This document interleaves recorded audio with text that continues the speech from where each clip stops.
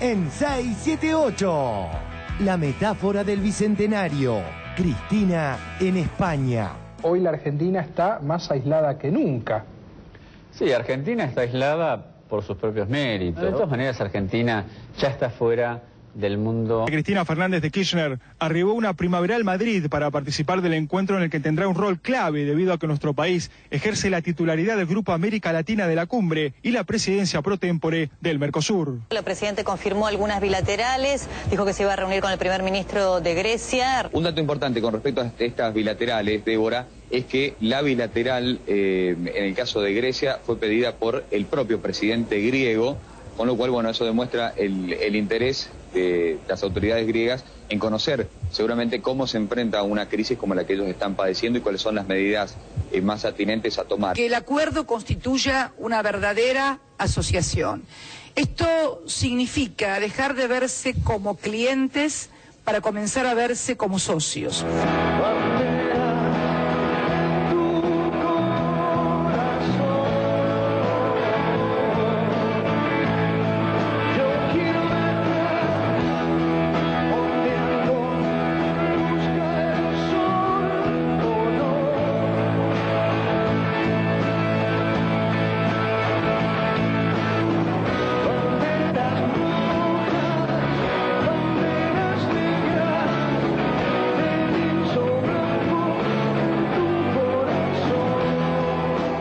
Grecia y España 2010. Argentina 2001-2002. He salido a pedir. Esta es la primera vez que me pasa. ¿Y cómo lo está viviendo? Mal. Muy mal. ¿Se imaginó alguna vez tener que vivir así? No. Creció el desempleo en España. La tasa de desocupación superó el 20% en el último trimestre de 2009. De esta manera alcanzó su nivel más alto en una década. Mar de la Crisis, una temporada de verano muy floja en Mar del Plata. Sobra lugar en los balnearios y faltan consumidores en los comercios. El mejor arranque de temporada para La Feliz en los últimos 5 años.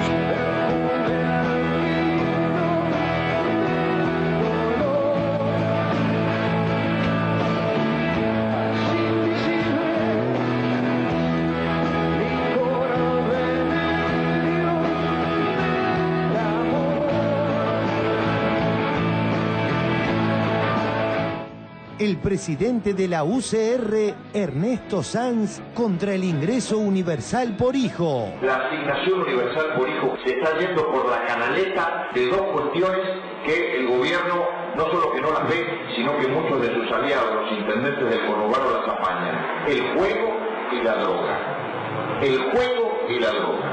Seguramente se va a arrepentir, va a decir que fue sacado de contexto. Algunos medios ayer decían que usted culpaba a la asignación universal por hijo el crecimiento de la droga y de la vagancia. No sé si fue utilizado en forma intencional.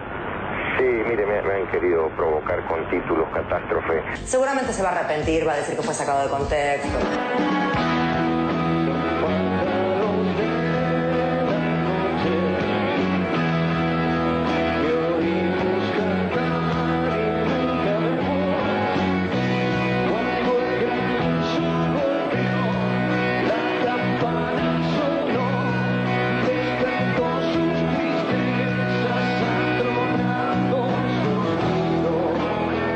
Siguen apareciendo nuevas voces. La veo muy bien a la Argentina. Eso, ¿cómo nos ves? Porque acá somos pesimistas. No, yo les digo... En Estados Unidos esto no pasa. Nosotros nos vemos mal. Vos que venís de afuera nos ves... ¿Cómo nos ves? Yo veo mucho mejor. ¿Sí? Mucho mejor. ¿Pero vos saliste a la calle? Mejor. Salí a la calle, anduve por la calle y he estado siempre en la calle y te puedo asegurar que la gente no lo ves está tan más grave tranquilo. como lo planteamos los argentinos. No lo veo tan grave como lo plantean los argentinos. Tomamos tu les aviso que afuera no es moco de pavo.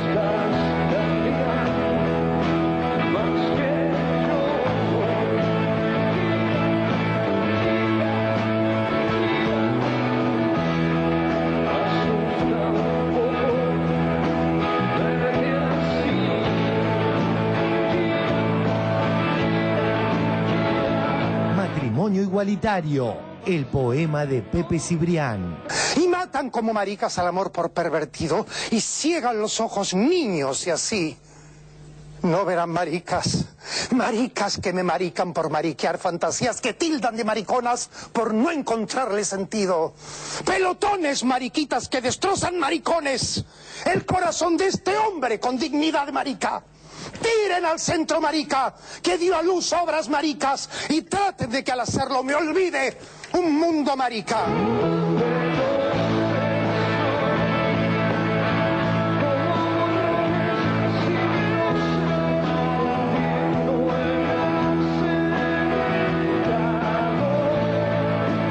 Arranca 678. Ah, me olvidaba. Todo sobre Violeta Lorré versus Virginia Gallardo. Le vuelven a dar vida a alguien que debería ser una muerta profesional como la señora Graciela Alfano. No hay que nombrarla, como hace 4 semanas en la calle Florida vi que escupían a Carlos Grosso. 678, me encanta. Yo no fui, en este caso. En vivo Florencia Peña. En un rato Florencia Peña. Bueno.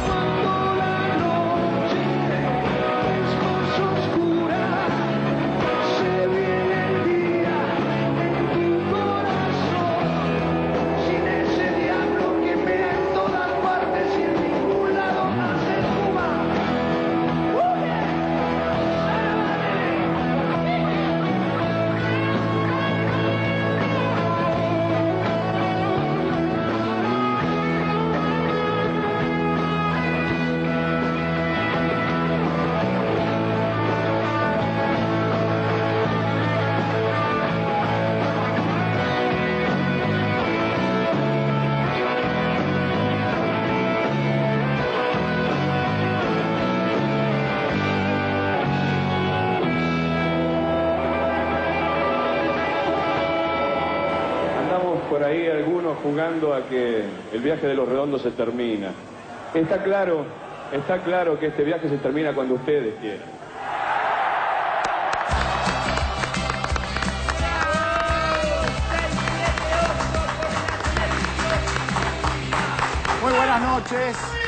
Muy buenas noches, bienvenidos a 678, ustedes saben, los acompañamos durante 1 hora y media en este habitual resumen crítico de lo que ocurre en los medios en la República Argentina. Estimados colegas, muy buenas noches, ¿cómo están ustedes? Muy bien, todos. Calladito. Bien, señorita. En silencio se los ve. Hoy está con nosotros un periodista, el señor Lucas Carrasco. ¿Cómo te va? Bienvenido. Bueno, no, gracias. Se vino del litoral. Sí. Huele a camalote todavía. No, me bañé. Para venir acá me bañé. Que si no... Muy bien, también está con nosotros otro periodista y amigo, el señor Alfredo Zayat. Hola, ¿cómo va? Hola, bienvenido. Muy bien, muy contento de estar acá, y aparte por el estadio donde los redonditos de Ricota estaban dando ese recital. Que el estadio de tu equipo. De Racing. Claro, muy bien. Obviamente. Y aprovechamos y saludamos a todos los de Argentinos Juniors, ¿no? Sí, claro. Bien, vamos a la todavía Julio Feli, Argentinos Juniors. Es verdad. Muy bien, vamos a arrancar con el primer tema. Tiene que ver con el viaje de la presidenta Cristina Fernández de Kirchner a España, donde se está haciendo el encuentro entre la Unión Europea y el Mercosur. Curiosidades, paradojas del Bicentenario. La metáfora del Bicentenario. Cristina en España. ¿Se quebró la Argentina? Nosotros nos hemos frenado en una carrera de éxito, de país abierto, una apertura hacia el mundo que venía de la inmigración, lo que se quiera, pero Argentina estaba vinculado al mundo. Embajador, que lo diga usted, que ha sido embajador durante mucho tiempo en Praga, es importante. Hoy la Argentina está más aislada que nunca. Sí, Argentina está aislada por sus propios méritos. De todas maneras, Argentina ya está fuera del mundo. Cristina Fernández de Kirchner arribó una primaveral Madrid para participar del encuentro en el que tendrá un rol clave debido a que nuestro país ejerce la titularidad del Grupo América Latina de la Cumbre y la presidencia pro tempore del Mercosur. Significa el relanzamiento de las negociaciones Mercosur-ALCUE, así que estamos con muchas expectativas. Tenemos entrevistas bilaterales muy importantes, tenemos entrevistas bilaterales con el primer ministro de Grecia, también con el que ha solicitado entrevistarnos. Un dato importante con respecto a estas bilaterales, Débora, es que la bilateral, en el caso de Grecia, fue pedida por el propio presidente griego, con lo cual, bueno, eso demuestra el interés de las autoridades griegas en conocer seguramente cómo se enfrenta a una crisis como la que ellos están padeciendo y cuáles son las medidas más atinentes a tomar. De todas maneras, Argentina ya está fuera del mundo. Es un ciclo agotado, con una situación internacional lamentable, una distancia y un aislamiento del mundo económico. Estamos aislados del mundo. Estamos absolutamente aislados del mundo. De vuelta el mundo está arrancando, pasó lo peor, entonces, y acá estamos nosotros, aislados del mundo. Bueno, muy buenas tardes, o muy buenas noches, ya creo, casi a todos y a todas. Realmente la buena noticia de que luego de 6 años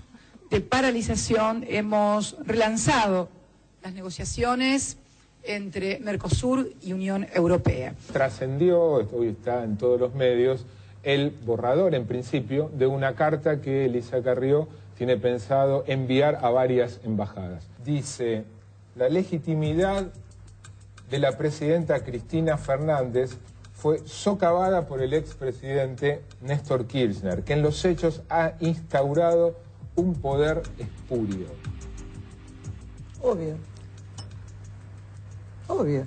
Los periodistas que dicen que quien gobierna, Kirchner, que dicen los uruguayos, los brasileños, es lo obvio. La reunión con nuestros amigos del Mercosur ha sido excelente. Yo también quería felicitar a la presidenta de Argentina, señora Cristina Kirchner, por su presidencia tan efectiva del Mercosur. Hoy la Argentina está más aislada que nunca. Una distancia y un aislamiento del mundo económico. Estamos aislados del mundo. Estamos absolutamente aislados del mundo. Y acá estamos nosotros, aislados del mundo. Argentina ya está fuera del mundo. The Washington Post. Los líderes del mundo se reunieron con Obama en la cumbre de seguridad nuclear. Nicolás Sarkozy, de Francia. Angela Merkel, de Alemania. Hu Jintao, de China.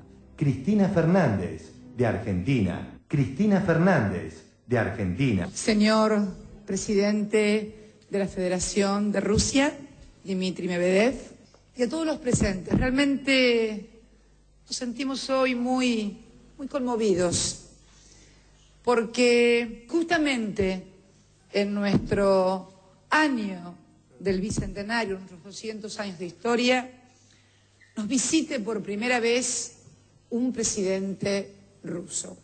Y hoy hemos celebrado importantes acuerdos que seguramente van a desarrollar no solamente el comercio, sino para el desarrollo de inversiones en la región en forma conjunta. La necesidad de que el acuerdo constituya una verdadera asociación. Esto significa dejar de verse como clientes para comenzar a verse como socios. Todos tienen que obtener alguna ventaja para que la negociación sea compatible y no se convierta en algo gravoso para alguna de las economías. Y en ese momento... Lo auspicioso es el peor momento para los periodistas. Nunca han sido tan castigados. Nunca. Y he pasado por todos los gobiernos, por todos. Dictatoriales, democráticos, desgobiernos. He pasado por los 2 gobiernos de Perón, por los militares, por López Rega, por Isabel. Pero ahora admito que hay como un temor, la gente tiene miedo. Yo lo comentaba recién en el corte, que la gente, y a ustedes les sucederá lo mismo, sí, seguí con los tuyos, ay, qué bien, sos la voz nuestra. Ay, pero despacito te lo dicen para que nadie te escuche, porque tienen miedo. Y también la necesidad de eliminar el doble estándar, en el cual los países emergentes o los países más chicos emergentes son tratados de una manera y los países con mayor grado de desarrollo, en fin, tienen comportamientos o se le admiten comportamientos que no se le admiten a los países más débiles. Es como que si de repente se admitieran comportamientos a los más fuertes que son muy condenados cuando esos comportamientos lo ejercen países mucho más débiles, no para acumular más riqueza, sino simplemente para tener un poco menos de pobreza, que son 2 conceptos diferentes en cuanto a ética y también en cuanto a funcionamiento del mundo.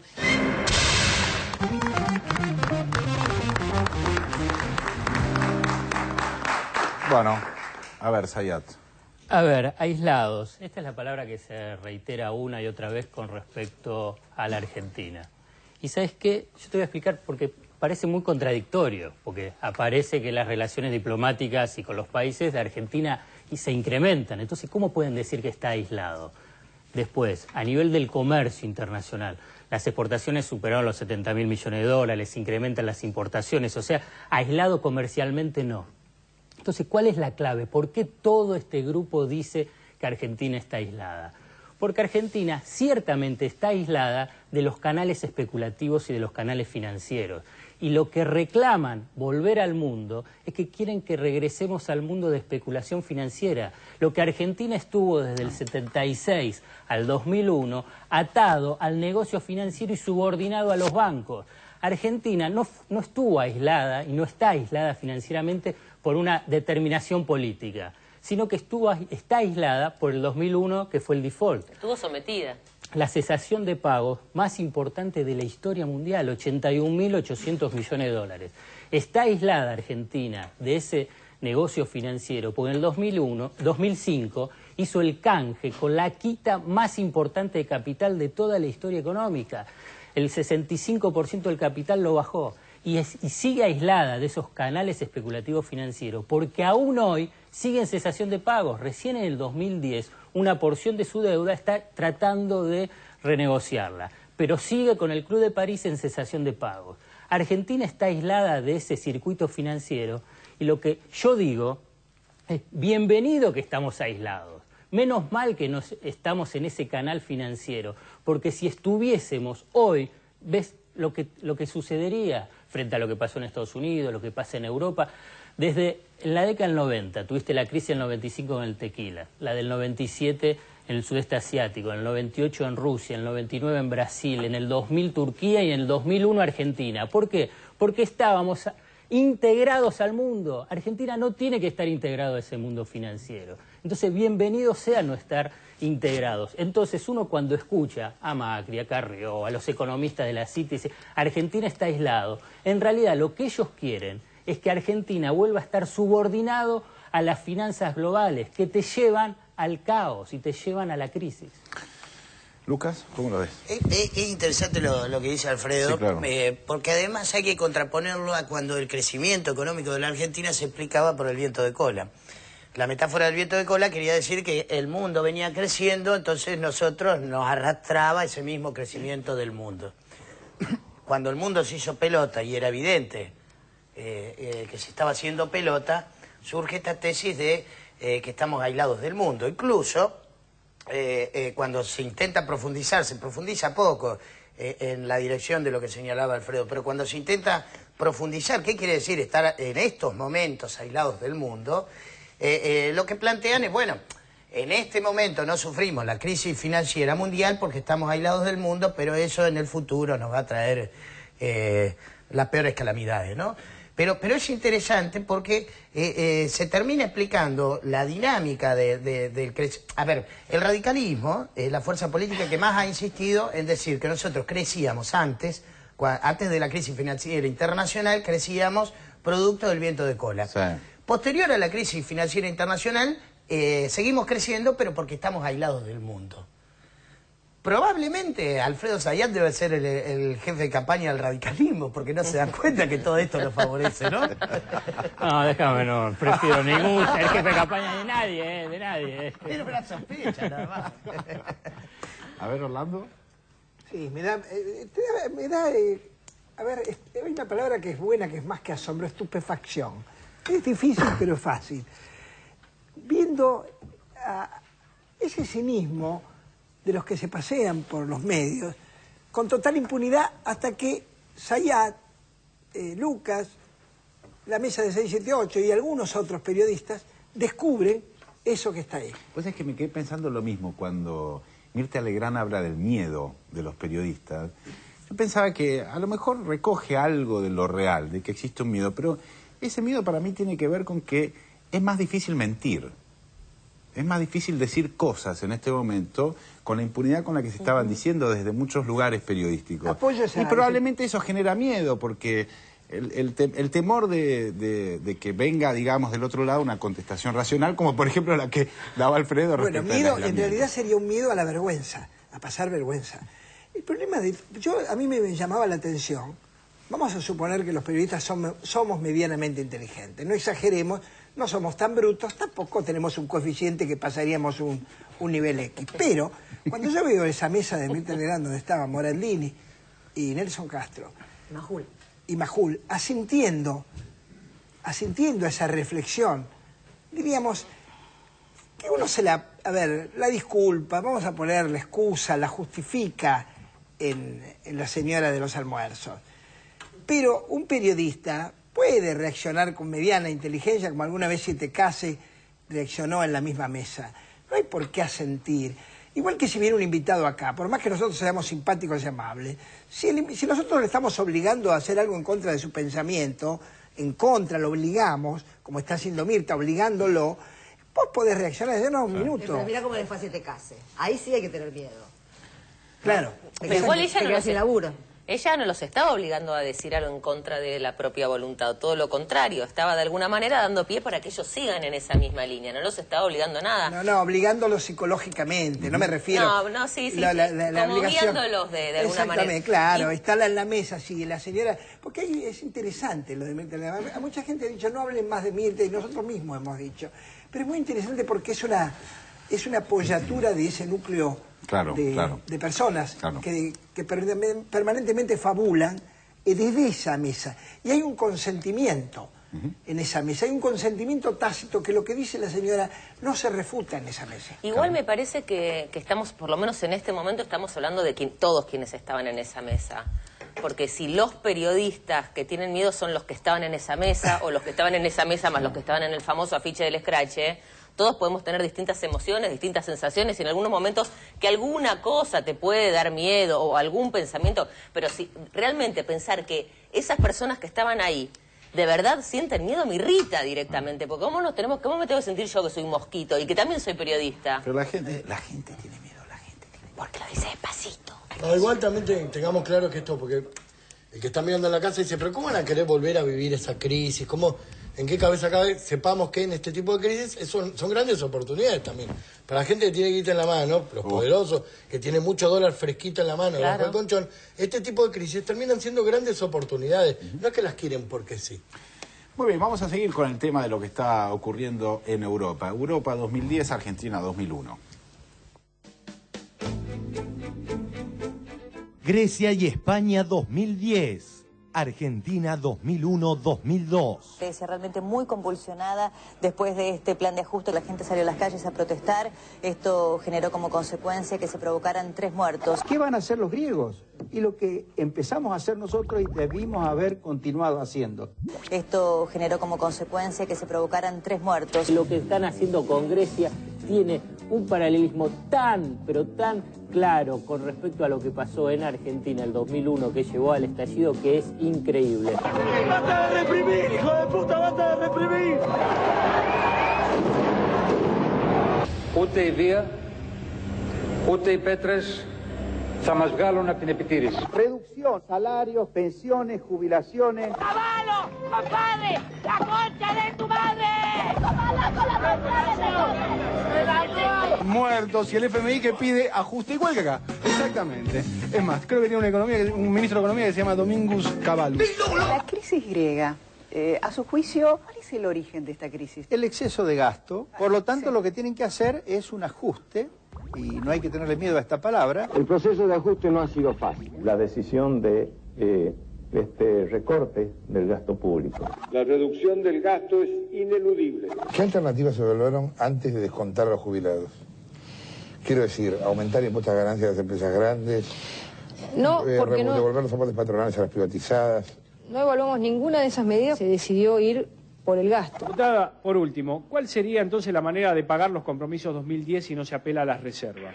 Nosotros creemos que lo primero que tiene que hacer el Ejecutivo es plantear qué gastos piensa, reemplazar. Se decidió ir por el gasto. ¿Qué gastos piensa, reemplazar? Lo que usted quiere es que achiquen el gasto. Por supuesto. Lo que tienen que hacer es un ajuste, y no hay que tenerle miedo a esta palabra. Esta vez la desocupación y la pobreza en Argentina llegaron a su récord histórico. Son 3.036.000 los desempleados. Ajuste, no hay que tenerle miedo a esta palabra. Albert Einstein decía siempre que es un indicio de locura pensar que con los mismos métodos se van a obtener resultados diferentes. Ya he afirmado y reitero ahora que no va a haber recorte en las políticas sociales, que toda la extensión de derechos sociales y de prestaciones sociales que hemos tenido se va a mantener. El Gobierno ha decidido reducir las retribuciones del personal del sector público en un 5% de media a partir de junio de 2010 y congelarlas en 2011. Ya he afirmado y reitero ahora que no va a haber recorte. Suspender para 2011 la revalorización de las pensiones. Eliminar la prestación por nacimiento de 2.500 euros a partir del 1 de enero de 2011. El recorte español está a la altura de los más drásticos de Europa. Adiós, patria mía. Todos los días en Ezeiza hay familias que dejan el país con la ilusión de encontrar un futuro mejor en otro lado. Esto no da para más. Acá, o sea, todavía no toqué fondo, pero creo que lo voy a tocar en cualquier momento como todos los demás. Nosotros no tenemos futuro. ¿Qué le ha pasado? ¿Me fundí? Voy a buscar de lo mío, pero si tengo que agarrar cualquier cosa, agarro lo que venga. Me voy triste, pero al mismo tiempo me voy contento. Pues estoy buscando mi futuro y puede ser que busque el futuro de mi familia también. ¿Crees que aquí no está? No. Soy un chico joven, quiero crecer y hoy día mi país no me lo puede dar. Entonces, si tengo oportunidad en otro lado, lo quiero hacerlo. Y esa es la idea. No tengo ciudadanía y no tengo la posibilidad de tenerla, pero me quiero ir de acá como sea. ¿Por qué? Porque este país no da para más. Voy con una propuesta de trabajo en un Banco Central de Hispano. Se van los mejores, injustamente desocupados. Soy un desocupado hace más de un año y ando buscando trabajo y no encuentro por ningún lado. Sin trabajo y al frente de una familia. El presente de Cristian es parecido al de demasiados argentinos. He salido a pedir. Esta es la primera vez que me pasa. ¿Y cómo lo está viviendo? Mal. Muy mal. ¿Imaginó alguna vez tener que vivir así? No. Creció el desempleo en España. La tasa de desocupación superó el 20% en el último trimestre de 2009. De esta manera alcanzó su nivel más alto en una década. Solidaridad con la Argentina en España. Una organización no gubernamental está recolectando alimentos para ayudar a los argentinos que sufren por la crisis. Traemos comida para Argentina, mensajeros de la paz. Ah, sí. Traemos arroz y lentejas. Los mayores se suelen acercar a las oficinas de MRV para entregar sus alimentos. Los pequeños lo hacen en sus colegios. Tenemos una suerte de tener todo y que ellos no tengan nada. Por eso tenemos que dar tantas cosas así. Y yo he oído en la tele que ahora mismo no tienen mucha comida. Nosotros teníamos un amigo argentino.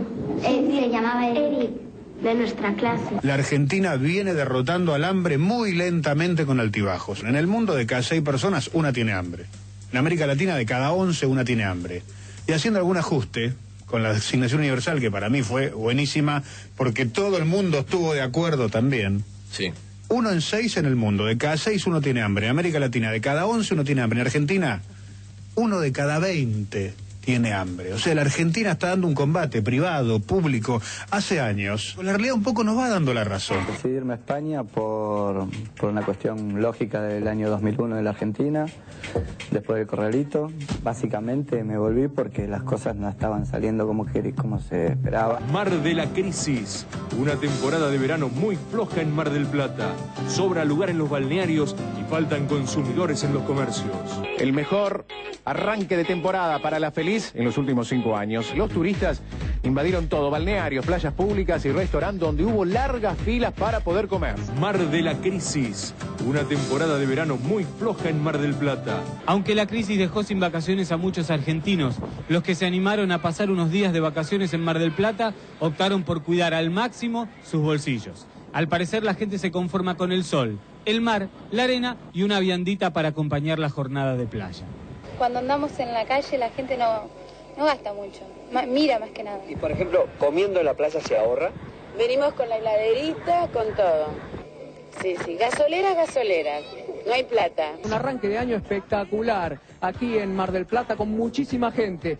la mayor cantidad de turistas en los últimos 5 años, alrededor de 220.000 personas. Gasolera, gasolera, no hay plata. Por estos besos tampoco se cobra nada, al menos por ahora. Vamos a hablar de este fin de semana largo. Está todo reservado. Los pasajes en avión y en micro, con las tarifas más económicas, ya no quedan. Más de 2 millones de argentinos viajarán por nuestro país, motivados, claro, por el fin de semana largo del Bicentenario.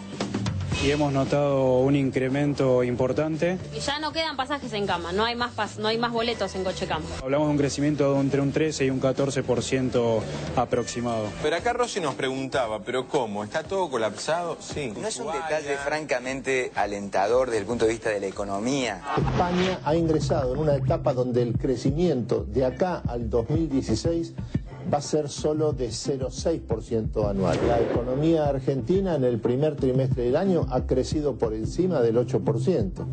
En el mes de abril ha tenido un crecimiento todavía mayor. Es un crecimiento anualizado que está entre el 9 y el 11%. Antigamente, sabe, era assim, Brasil só olhava para a Europa e para os Estados Unidos. A Argentina só olhava para a Europa e para os Estados Unidos. Por quê? Porque nós dependíamos, sabe, da matriz. Y ahora no, ahora nós estamos dependiendo de nós. Aquí siempre se ha dicho, soñemos con que Ecuador sea la Suiza de los Andes. No, queremos que algún día los suizos sueñen con ser el Ecuador de los Alpes. Entonces ese es el cambio de época.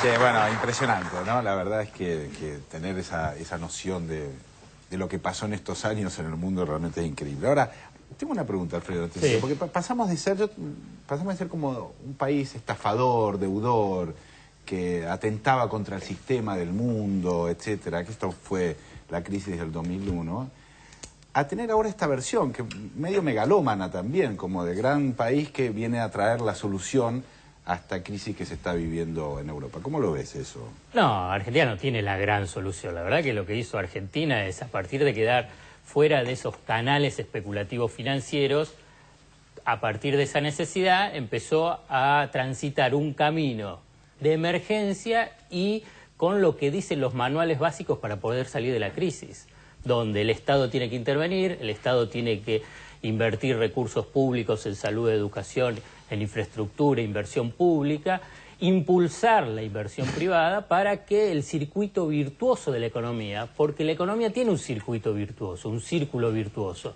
no es siempre ajuste, como ahí mencionaba el ex ministro de Economía Domingo Felipe Cavallo, que hay que recordar, de 1982 al 2001 hizo todos los desastres habidos y por haber que hoy padecemos, es Cavallo, desde la socialización de las deudas externas privadas. Pero bueno, eso es parte de la historia de Cavallo.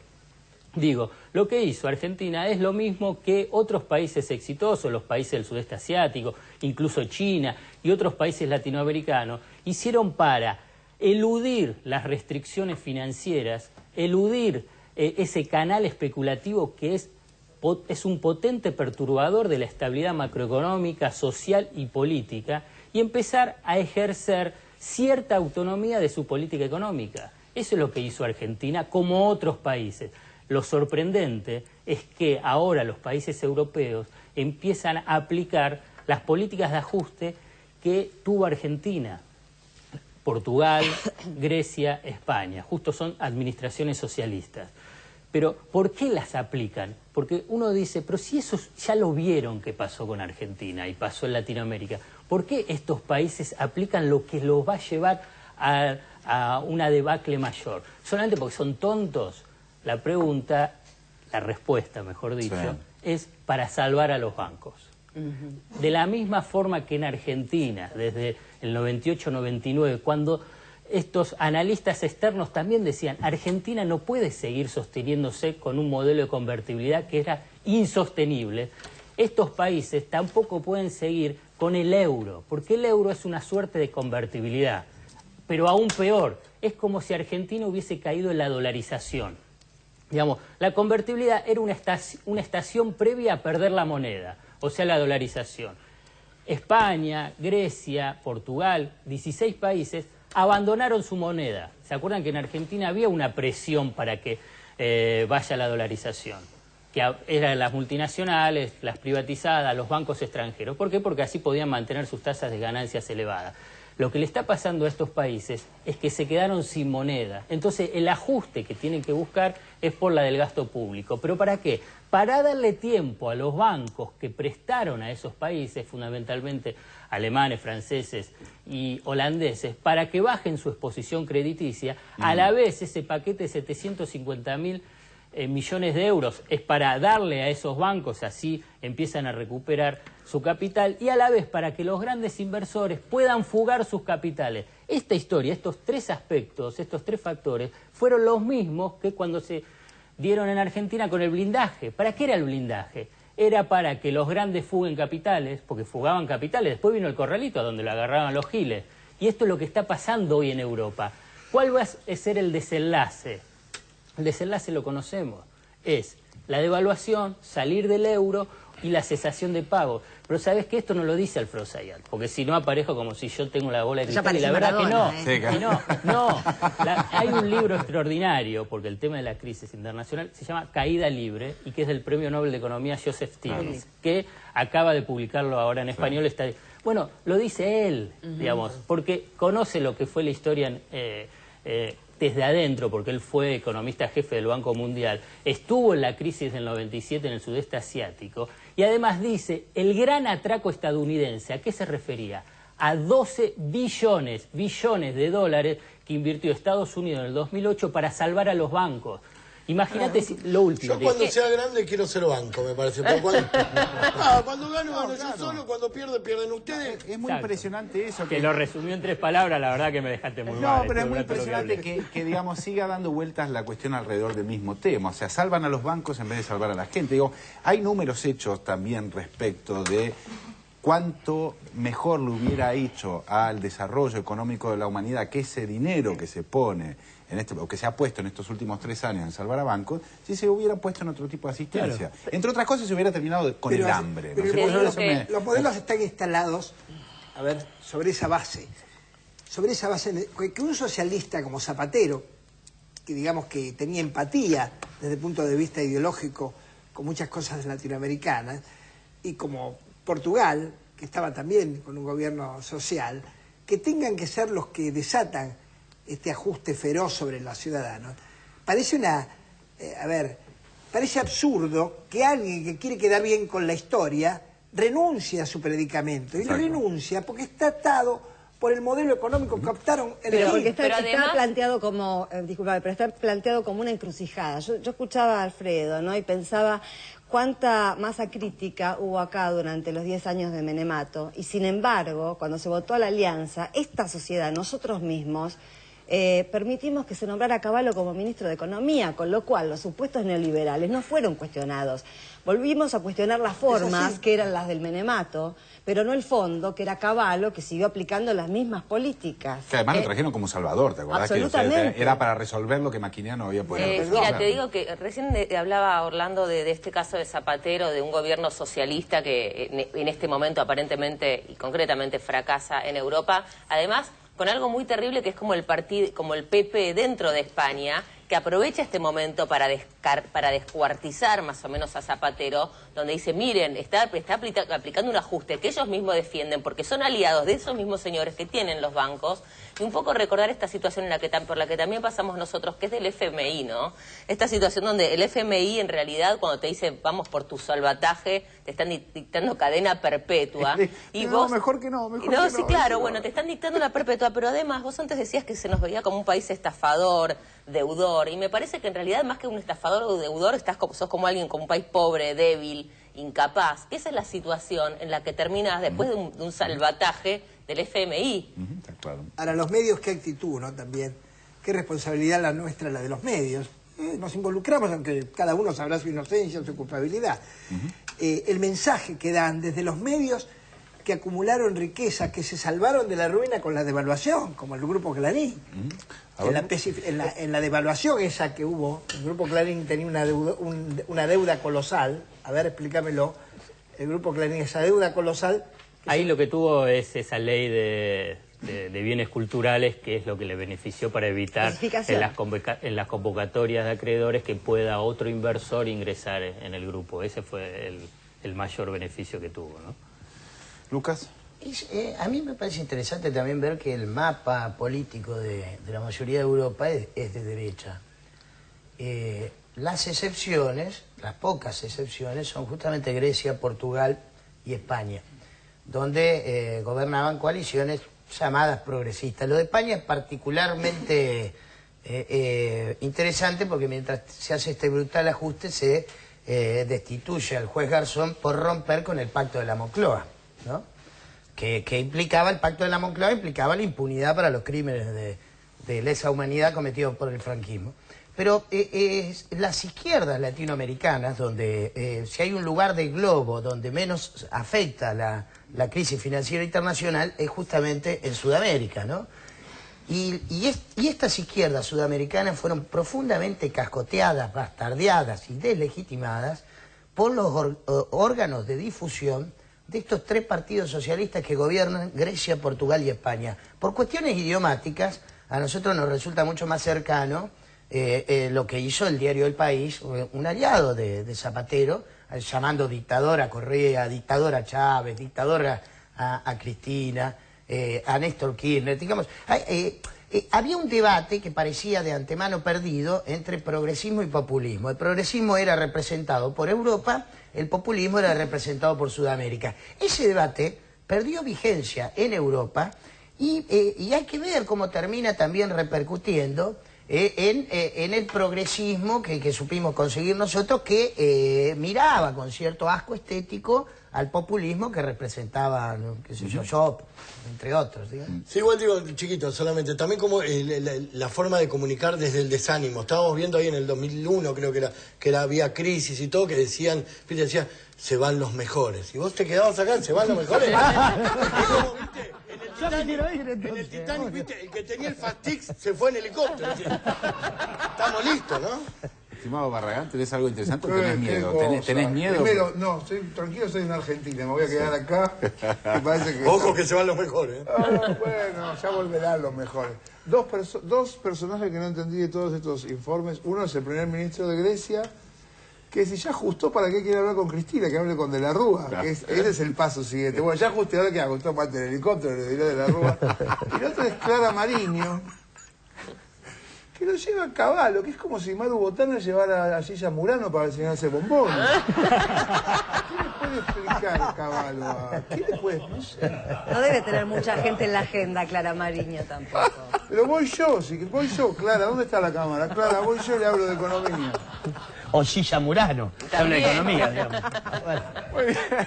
Cambiamos de tema, perdón. En este caso, para hablar de las repercusiones que hubo después de las declaraciones del capo de la Unión Cívica Radical, Ernesto Sanz, que dijo que la asignación universal por hijo traía más droga y más juego en la provincia de Buenos Aires. Vemos el informe y lo debatimos. Dale. El presidente de la UCR, Ernesto Sanz, contra el ingreso universal por hijo. En el conurbano bonaerense, la asignación universal por hijo, que es buena en términos teóricos, se está yendo por la canaleta de dos cuestiones que el gobierno no solo que no las ve, sino que muchos de sus aliados, los intendentes del conurbano, las apañan. El juego y la droga. El juego y la droga. Telam, el presidente del radicalismo, será denunciado por discriminación ante el INADI de Santa Fe. El Movimiento Evita y el Movimiento Mujeres Evita de Rosario presentarán ante la delegación del INADI en Santa Fe una denuncia por discriminación contra el senador radical Ernesto Sanz por declaraciones realizadas en contra de la asignación universal por hijo. La verdad que no resiste el más mínimo análisis. ¿De dónde lo sacó este concepto? Porque los estudios de investigadores privados, del CONICET y de dos centros de estudios privados, dicen lo opuesto. Bajó la pobreza, bajó la indigencia, mejoraron las condiciones de vida de la población más humilde.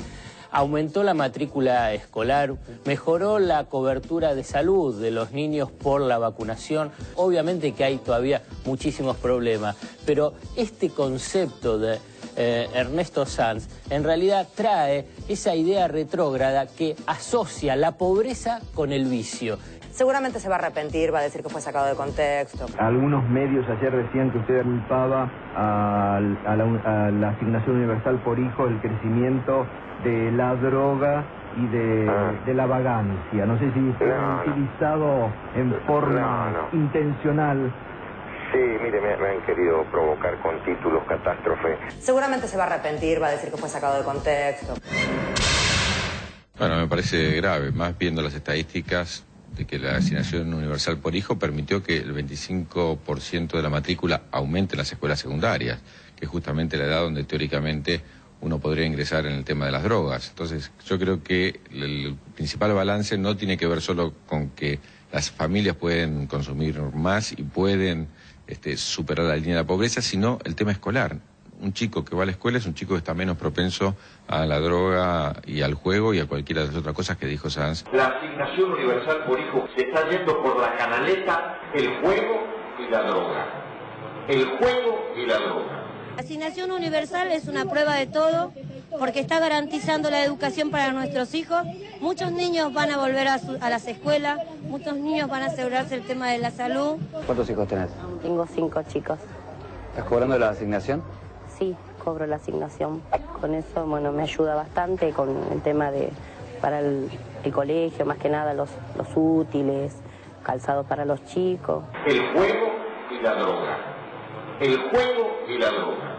Me ayuda bastante con el tema para el colegio, más que nada los útiles, calzados para los chicos. ¿Cómo impactó la asignación universal por hijo en las escuelas aquí de La Matanza? Es un incremento de la matrícula, ¿sí? En donde algunas escuelas se han desbordado de cantidad de pibes. En el barrio es una medida transformadora totalmente, ¿sí? Donde no tenían absolutamente nada, y esto ha hecho que tengan algo. El juego y la droga. El juego y la droga. En el barrio es una medida transformadora, donde algunas escuelas se han desbordado de cantidad de pibes. Es cierto y es muy bueno cómo ha impactado, lo mismo que la asignación por hijo.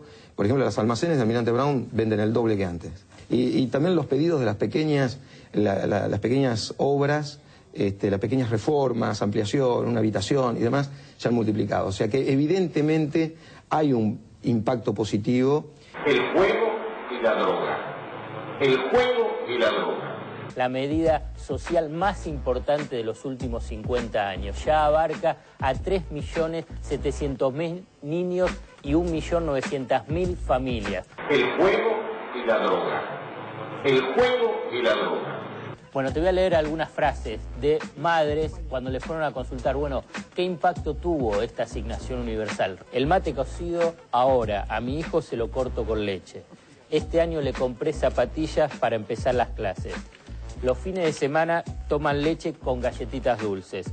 Ahora tienen una cena más. La verdad que cuando uno lee esto y uno trata de imaginarse las voces de esas madres, uno dice, ¿qué medida es esta la asignación universal por hijo? El juego y la droga. El juego y la droga.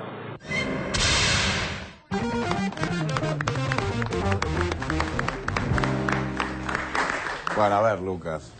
No, si los que no tenían nada al empezar a recibir este dinero, hay que seguir el razonamiento para entenderlo, ese dinero va a parar al juego y la droga, se entiende que en realidad de la Rúa, al rebajar el 13% de los salarios, estaba haciendo una medida contra las drogas. Claro, fue incomprendido en su tiempo, ¿no? Claro. Pasa que a veces es complicada la política, ¿entendés? Hay que tomarse unos años para Los entenderlo. grandes estadistas son comprendidos posteriormente. Gracias. Además creo que coincidimos que lo que dijo Zayat ahí en la pantalla, lo dijo en otro momento, es un resumen. Sí. Esto de la asignación como un hecho cultural, económico de los últimos 50 años, más toda la documentación. Hay poco que agregar, creo, a eso. No, pero está bien, la gente le decía la asignación y dice, compremos unos porros y vamos al casino. Ahora, qué interesante. Primero que piensan, al toque, al toque. Al casino. Pero qué interesante el personaje, ¿no? Piensen que es el líder. Pará, Orlando, que nos recuperemos un poco, esperá. Que estuvo bueno el chiste, esperá. Yo me lo imaginaba, efectivamente. ¡Vamos! ¡Vamos, corro y acá sí! 180 ¿Qué es tarado para pensar eso? Ahí está, ¿Por qué perdón. lo resumiste? ¿Para qué voy a...? No, vamos. Te voy a agregar algún par de datos más. Dale. Que el informe lo editaste vos, porque saliste mucho en El informe fue realizado por investigadores del CONICET y 2 de estudios privados. O sea que incluso tomaron datos para hacer la comparación de por qué baja la pobreza, los datos del INDEC, pero a la vez también de 7 provincias que son opositoras al gobierno y que toman el índice de precios. O sea, y que incluso en este último dato también baja la pobreza y la indigencia. Además, instala hoy a la sociedad argentina en los niveles más igualitarios de América Latina. ¿Esto es extraordinario? Hay que decirlo. No. Hay todavía muchísimo para hacer porque América Latina es el continente más desigual del mundo. O sea que si estemos mejor no significa que la situación de pobreza y desigualdad en Argentina esté resuelta. Claro. Porque además lo que apunta la asignación es que mejorás la situación de pobreza por nivel de ingreso, no por, digamos, si van a tener aguas, cloacas, vivienda, que tengan asfalto. Digamos, todos esos elementos faltan. Digamos, lo que apunta es a pobreza por nivel de ingreso. Otro dato importante de esa investigación es que el 86% de las mujeres respondieron que ¿por qué es bueno también la asignación? Porque no tuvieron problemas para recibirlo, porque no tuvieron que tener intermediarios, sino que fueron directamente a las oficinas del ANSES. Este discurso que se instala respecto al clientelismo, los punteros, esta medida, digamos, no la tiene. Entonces, eso es... Ahora, Alfredo, cuando vos planteas, disculpa, una cosita, cuando vos planteas que solamente apunta a la pobreza por nivel de ingreso, te estás olvidando que al exigir el cumplimiento de temas sanitarios y educacionales, a mediano plazo, eso también impacta sobre el desarrollo de la pobreza, sobre todo estructural. Yo no estoy diciendo al revés, yo lo que apunto es que previo a la asignación universal, cuando se instalaba esta idea de que Argentina tenía 40% de pobreza, que era terrible, es porque hablaban sobre nivel de ingreso, más allá que ese era un dibujo del 40% hecho por la Universidad Católica Argentina a pedido de la Iglesia, que era un dibujo, digamos, pero avanzando sobre esto, lo que digo es que se habla sobre nivel de ingreso por ingresos monetarios. A esto apuntaba. Obviamente que hay muchas asignaturas más para cumplir y a saldar. Nosotros nos vamos a tener que ir a un corte. En un ratito volvemos. Dale. Ahora todas tus recargas tienen crédito extra. Con Personal, habla más. Recarga 30 pesos y habla por 50 pesos durante 15 días. Personal te conviene. Era todo, pregunté. Soy un iluso, no nos dimos nada más, solo un buen gesto.